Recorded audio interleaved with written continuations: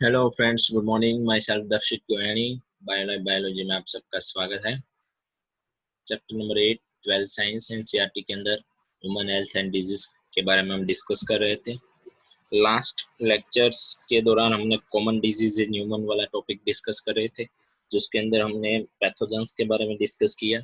Human being के अंदर common disease salmonella और टाइफी, उसके बाद न्यूमोनिया और उसके बाद कॉमन कोल्ड के बारे में हमने बात की। Today we will be discuss other three diseases. First is a malaria, second is a amoebiasis, and third is a ascariasis and filariasis. We will discuss today ascariasis and elephantiasis, also called is a elephantiasis. So today we will be discuss for these four common diseases in human being is causative agents, is causative agents, life cycles, factors, treatment, diagnosis, etc. First, common disease in human beings. First is a malaria.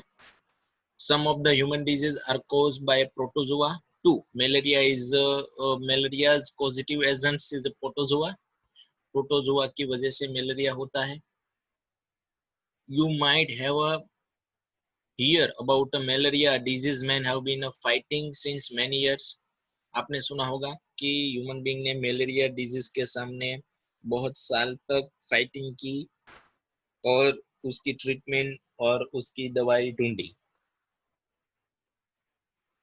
Plasmodium as a tiny protozoa is responsible for the disease. Plasmodium नाम का एक protozoa है जो responsible है malaria की disease के लिए.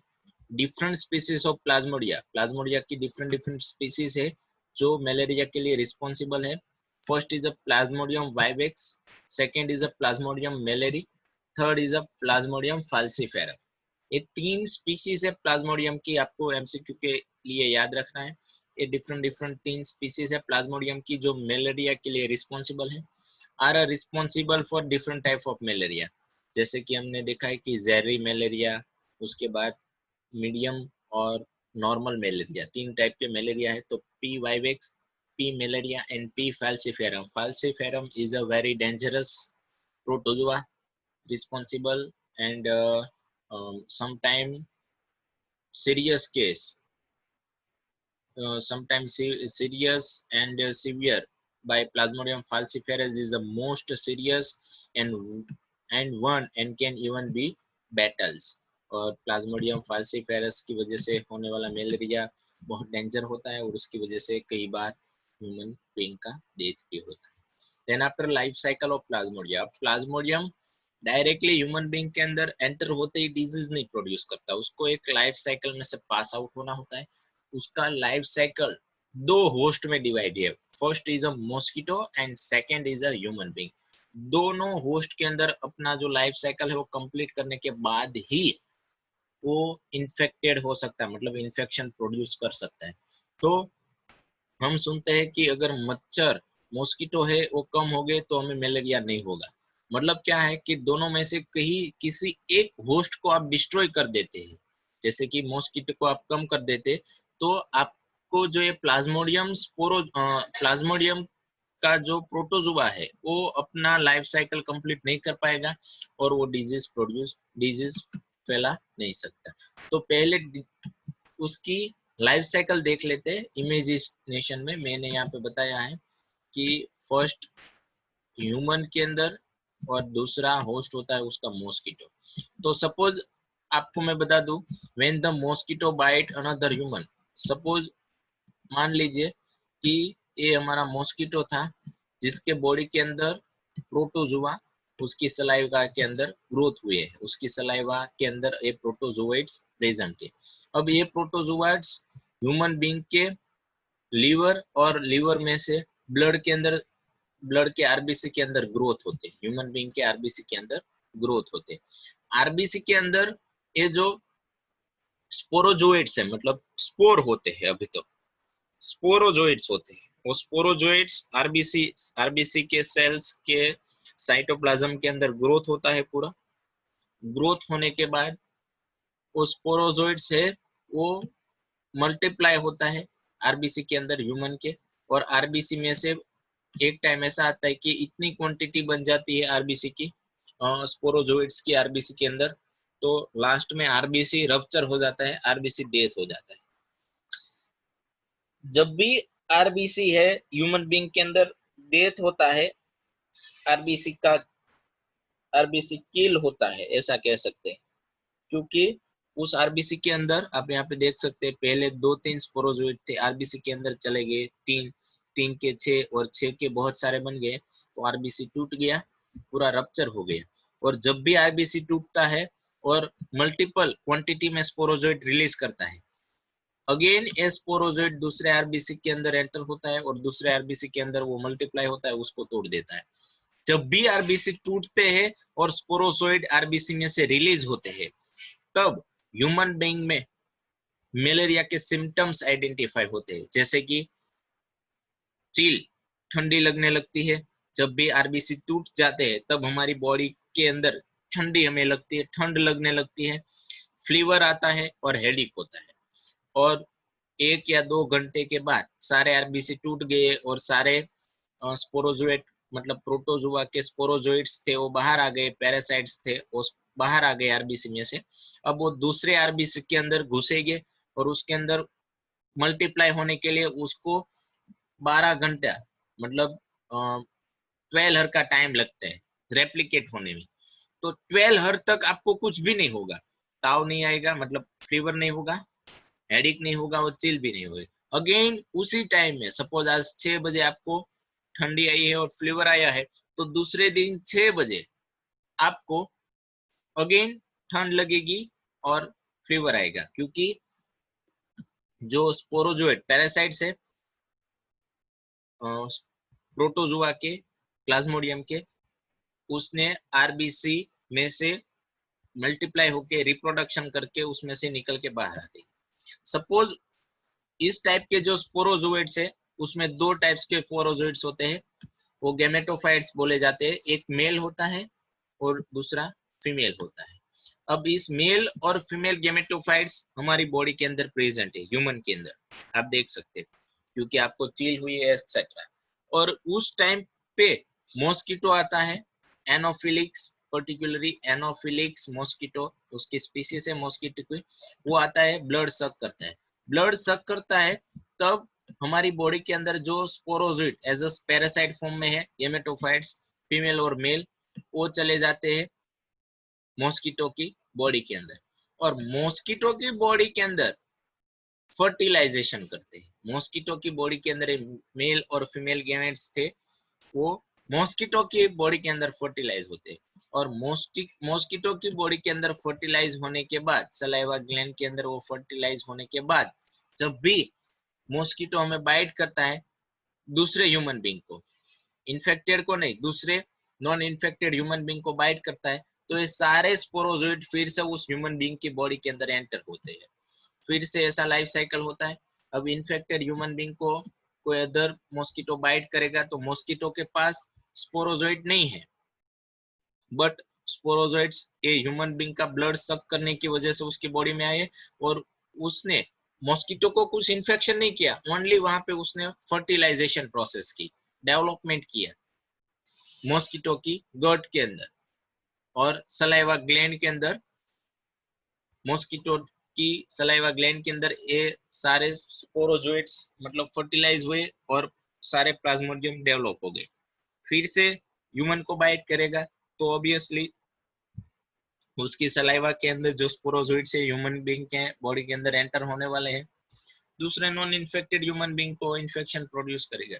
तो इस तरह से मॉस्किटो है एज अ वेक्टर यूज होता है, और मॉस्किटो की body plasmodium plasmodium vivax, plasmodium falciparum और प्लाज्मोडियम मेलेरी को रिप्रोड्यूस फर्टिलाइजेशन करने के लिए स्पेस देते। सो अगर आपने वेक्टर है जो मॉस्किटो उसको ही किल कर दिया तो यहाँ से उसका लाइफ साइकिल आगे नहीं बढ़ पाएगा, यहाँ से लाइफ साइकिल स्टॉप हो जाएगा।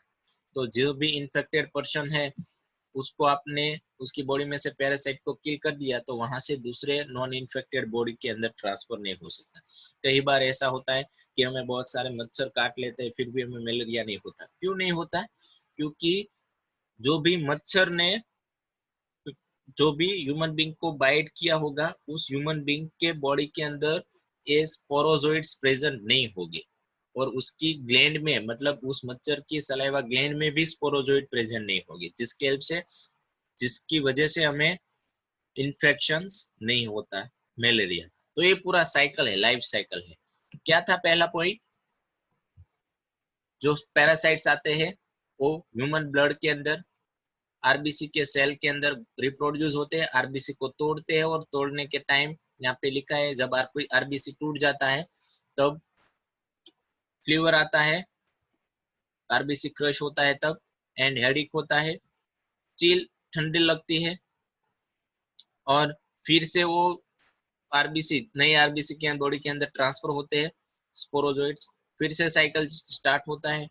ऐसी प्रोसेस चलती रहती है। उन दौरान अगर कोई एनोफिलिक मच्छर ने हमने काट लिया तो हमारी बॉडी के अंदर जो भी स्पोरोजोइड्स है वो स्पोरोजोइड एक मेल और एक फीमेल हो गए, और वो दोनों उसकी बॉडी के अंदर ट्रांसफर हो गए मच्छर की, और उसकी सलाइवा ग्लैंड के अंदर गट के अंदर रिप्रोड्यूस हो गए, मल्टीप्लाई हो गए फर्टिलाइजेशन करके, और अगेन वो नॉन इन्फेक्टेड पर्सन को काटेगा तो अगेन वहां पे डिजीज ट्रांसफर होगा। तो ये पूरा मलेरिया का साइकिल आप यहाँ पे देख सकते हैं। यहाँ पे लिखा है पूरी प्रोसेस। एनोफिलिक मॉस्किटो रिस्पॉन्सिबल है इसके लिए, मतलब vector as a vector RBC rupture होते हैं, टॉक्सिक सब्सटेंस रिलीज होता है, हिमोजाइलिंग होता है, chills and high fever, headache होता है, 3 to 4 डे ऐसा होता है, एवरी 3 to 4 डे।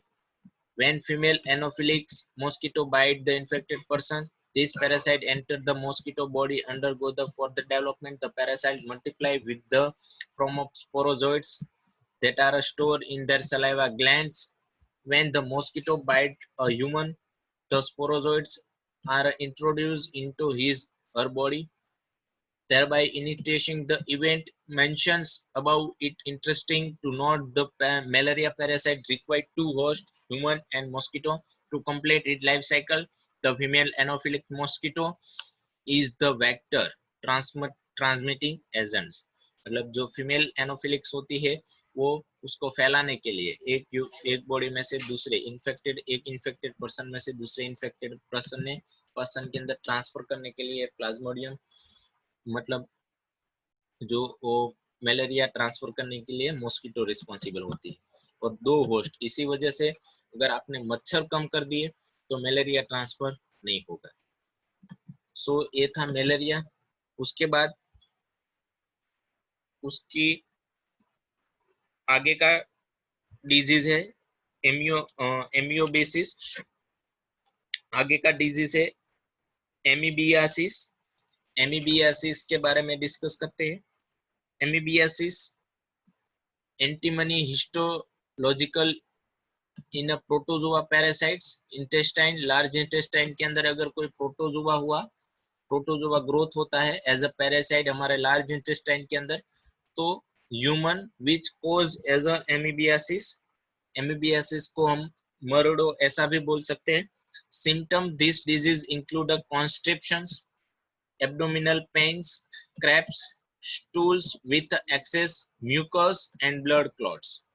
स्टूल के साथ हमें ब्लड बाहर आता है, म्यूकस बाहर आती है, और बहुत बार ये जो हमारा प्रोटोजोआ है एज अ पैरासाइट है वो इतनी उसकी क्वांटिटी और सही टाइम पे उसकी ट्रीटमेंट ना हुई तो बहुत प्रॉब्लम होता है।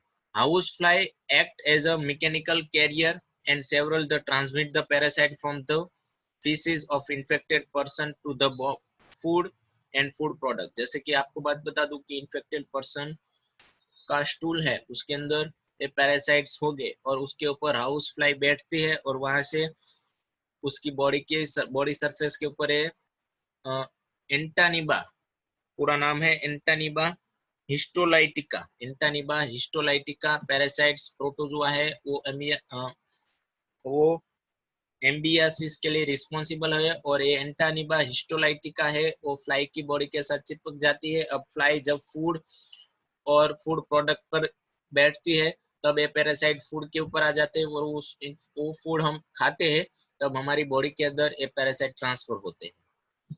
Drinking water and food contaminate by the fecal matter are then main source for the infections. तो ये एमीबियासिस था, बहुत इजी टॉपिक है। उसके बाद आगे का एक डिजीज है, वो था एस्केरियासिस। दूसरा डिजीज है ascariasis. Ascariasis is the common disease for round worm. Round worm की वजह से होने वाला डिजीज है एस्केरियासिस। राउंड वर्म की एक स्पीसीज है, राउंड वर्म की एक स्पीसीज है वुकेरिया एनफिलारिया। वुकेरिया एंड फिलारिया वर्म्स, दो स्पीसीज है, वुकेरिया एंड फिलारिया वर्म, जो राउंड वर्म है, और उसकी वजह से ये एस्क्राइसिस एस्केरियासिस डिजीज होता है। Are some of the helminths which are now to be the pathogenic men. और बहुत सारे जो हेलिमेंथन्स होते हैं उसकी वजह से भी ये एस्क्राइसिस एस्केरियासिस डिजीज होता है। उसके अंदर क्या होता है, सिम्टम्स उसके देखते हैं। Symptom of this disease include internal bleeding, muscular pain, fever, anemia and blockage of the intestine passages. Intestine की पैसेज है, मतलब हम डाइजेस्ट नहीं कर सकते, फ्लीवर होता है, मस्कुलर पेन होता है, इंटरनल ब्लीडिंग होता है, ऐसे बहुत सारे प्रॉब्लम्स ये एस्केरियासिस के अंदर होते हैं। तो एग ऑफ द पैरासाइट्स, मतलब जो राउंड वर्म है उसके egg are excreted along with the fish infected person which contaminate soil, water, plant, etc. A healthy person acquired this infection through the contaminated water, vegetable, fruits, and etc. And ascariasis, vegetable, food and water, contaminate water जिसके अंदर ये round worm present है, जिसके egg मतलब ये वुकेरिया है और फिलारिया worm से वो अपने एग है वो सॉइल, वाटर और प्लांट में रिलीज करती है, और वहां से वो दूसरे पर्सन को ये डिजीज ट्रांसफर हो सकता है, वहां से दूसरे पर्सन को ये डिजीज ट्रांसफर हो सकता है। जब भी कोई इन्फेक्टेड पर्सन है वो अपना स्टूल रिलीज करता है, इन अनडाइजेस्टेड पार्ट रिलीज करता है, तो उसके साथ वुकेरिया एंड फिलारिया के एग बाहर आते हैं, और ये एग और होते हैं, मतलब ये पैरासाइट है वो सॉइल वाटर के साथ मिक्स हो जाते हैं, मतलब ये अंडे होते हैं, वो अंडे सॉइल वाटर और प्लांट को इन्फेक्टेड करते हैं, और ऐसी सॉइल और ऐसे वाटर और ऐसे प्लांट्स का हम फूड, वेजिटेबल और वाटर ड्रिंक करते हैं, तो ह्यूमन जो नॉन इन्फेक्टेड है उसको भी ये डिजीज हो सकता है। तो ये थे हमारे मेजर 3 डिजीज आज के, एमियासिस, एस्क्रियासिस और मलेरिया। मलेरिया पैरासाइट की वजह से होता है, मतलब प्रोटोजोआ, पी वाइवेक्स, पी मेलेरी और पी फाल्सिफेरम्स। एबियासिस एंटेनिबा हिस्टोलाइटिका की वजह से होता है, वो भी डाइजेस्टिव ट्रैक का ही एक इन्फेक्शन डिजीज था। और एस्क्रियासिस वो भी हमारे डाइजेस्टिव सिस्टम का ही एक डिजीज है। और ये जो समटाइम वुकेरिया और फिलारियस टाइप के जो राउंड वर्म्स है उसकी वजह से डिजीज होता है, और फिलारिया ऑल्सो फिलारियासिस डिजीज के लिए रिस्पॉन्सिबल है। सिर्फ और सिर्फ डाइजेस्टिव ट्रैक्ट का इन्फेक्शन ही इसकी वजह से नहीं होता, इसकी वजह से मतलब वुकेरिया और फिलारिया होते, उसकी वजह से आप एलिफेंटासिस ऐसा सुना होगा, किसी का पैर हाथी जितना बड़ा हो जाता है, उसको हम बोलते हैं फिलारियासिस, और उसको हम एलिफेंटासिस भी कहते हैं। तो ये एलिफेंटासिस और फिलारियासिस ये राउंड वर्म, वुकेरिया एंड फिलारिया वर्म की वजह से भी होता है, मतलब ये दो राउंड वर्म है, वो दो डिजीज के पॉजिटिव एजेंट है, पैथोजन से, जिसकी वजह से डिजीज प्रोड्यूस होता है। कल हम देखेंगे कि फिलारियासिस में क्या होता है, उसका सिम्टम्स क्या है, उसका पैथोजेनिक पॉजिटिव एजेंट कौन सा है। उसके बाद फंजाई की वो कई सारी फंजाई भी है जिसकी वजह से बहुत सारे डिजीज होते हैं। तो फंजाई की वजह से होने वाले डिजीज डिस्कस करने के बाद हमारा ये आज जो टॉपिक है कॉमन डिजीज इन ह्यूमन वो कंप्लीट करेंगे, जिसके अंदर हमने pathogens, typhoids, pneumonia, common cold, malaria, amoebiasis, ascariasis, filariasis and ringworms, जिसकी वजह से हम दादर होती है, हमने बोला है कि दादर फंगल इन्फेक्शन होता है। ये सारे कॉमन डिजीज के बारे में डिस्कस करेंगे। और भी सारे कॉमन डिजीज है, पोलियो है, डिप्थेरिया है, एक्सेट्रा, टिटेनी है, उन सब के बारे में भी हम बात करेंगे। डेंगू है, चिकनगुनिया है, उन सब की भी स्मॉल स्मॉल डिटेल हमारी बुक्स के अंदर दी गई है। तो उन सब के बारे में हम नेक्स्ट लेक्चर के दौरान डिस्कस करेंगे। तब तक थैंक यू वेरी मच।